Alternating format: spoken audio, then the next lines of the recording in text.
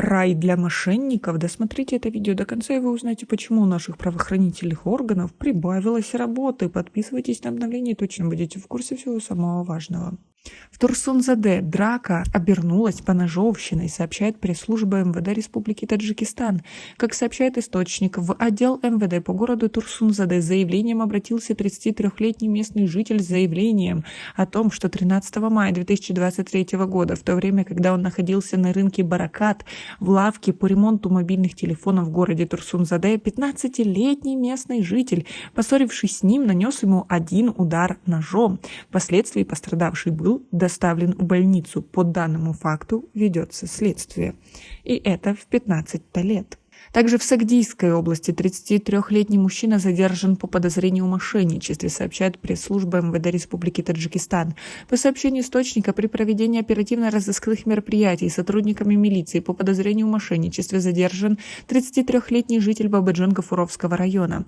Вышеназванный в конце 2018 года по 2019 год обманным путем, войдя в доверие к 46-летнему жителю города Бустон, взял у него 70 тысяч американских долларов США. Из них $2000 США вернул, остальные 68 тысяч долларов США так и не отдает.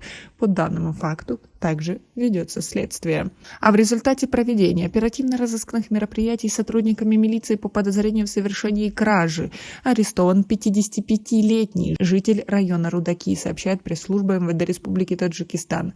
Как сообщается, вышеназванный в 2012 году обманным путем, войдя в доверие 44-летней женщины, проживающей в данном районе, получил от нее 7 тысяч долларов США и выделил ей земельный участок на площади 0,6 гектар на территории района Рудаки, пообещал оформить документы от земельного участка. В настоящее время установлено, что на предоставленной земле не разрешается строительство жилого помещения.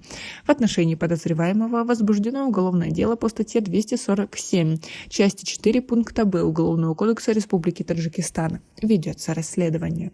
Но это еще не все за последнее время. В Фархорском районе задержан ранее судимый за разбой 38-летний мужчина, сообщает пресс-служба МВД Республики Таджикистан.